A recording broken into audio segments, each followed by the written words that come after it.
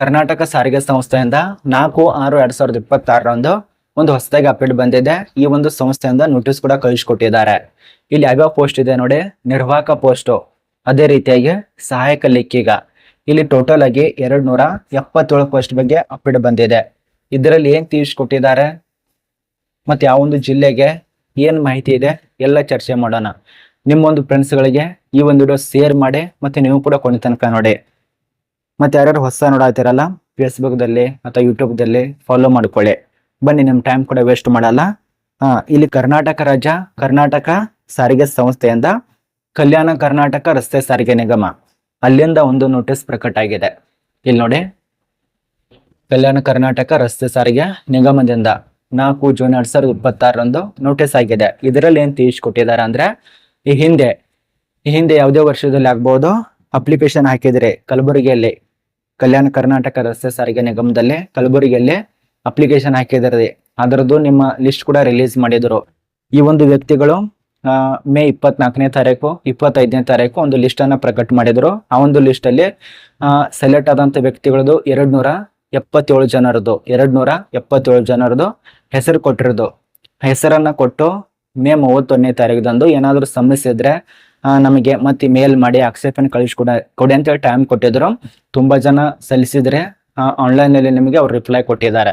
ಇನ್ನು ಆ ಒಂದು ಲಿಸ್ಟ್ ಅಲ್ಲಿ ಸೆಲೆಕ್ಟ್ ಆದಂತ ವ್ಯಕ್ತಿಗಳದು ಡಾಕ್ಯುಮೆಂಟ್ಸ್ ಪರಿಶೀಲನೆ, ಈ ಒಂದು ಪೋಸ್ಟ್ ಅದೇಳೆ ನಿರ್ವಾಹಕ, ಅದೇ ರೀತಿಯಾಗಿ ಸಹಾಯಕ ಲೆಕ್ಕಿಗ, ಈ 2 ಪೋಸ್ಟ್ ಒಂದು ಡಾಕ್ಯುಮೆಂಟ್ಸ್ ಪರಿಶೀಲನೆ ದಿನಾಂಕ ಫಿಕ್ಸ್ ಮಾಡಿದ್ದಾರೆ ಮತ್ತು ಜಿಲ್ಲೆಯನ್ನ ಫಿಕ್ಸ್ ಮಾಡಿದ್ದಾರೆ ಮತ್ತು ಸ್ಥಳನ ಕೊಟ್ಟಿದ್ದಾರೆ. ಅರ್ಥ ಮಾಡ್ಕೊಳ್ಳಿ, 277 ಜನರಿಗೆ ಯಾರ್ಯಾರು ಸೆಲೆಕ್ಟ್ ಆಗಿರ್ತಾರಲ್ಲ ಅಂತವ್ರಿಗೆ ಶೇರ್ ಮಾಡಿ.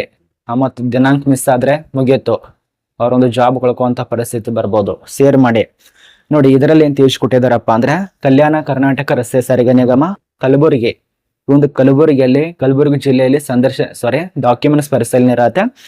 ಅಲ್ಲಿ ಯಾವೊಂದು ಸ್ಥಳಕ್ಕೆ ಹೋಗ್ಬೇಕು, ದಿನಾಂಕ ಯಾವುದು, ಇಲ್ಲಿ ನೋಡಿ ಯಾವೊಂದು ದಿನಾಂಕಕ್ಕೆ ಡಾಕ್ಯುಮೆಂಟ್ಸ್ ಪರಿಶೀಲನೆಗೆ ಹೋಗ್ಬೇಕಪ್ಪ ಅಂದ್ರೆ, ಈ ಒಂದು ಸಹಾಯಕ ಲೆಕ್ಕಿಗ ಮತ್ತು ನಿರ್ವಾಹಕ ಪೋಸ್ಟ್ ಒಂದು ಜೂನ್ 16ನೇ ತಾರೀಕಿನಿಂದ ಜೂನ್ 19ನೇ ತಾರೀಕೊಳಗೆ ಕಲಬುರಗಿಯಲ್ಲಿ ಈ ಒಂದು ಸಂದರ್ಶನ ಬರ್ತಾ ಇದೆ ಬಾಯಿಗೆ. ಡಾಕ್ಯುಮೆಂಟ್ಸ್ ಪರಿಶೀಲನೆ ಇರತ್ತೆ.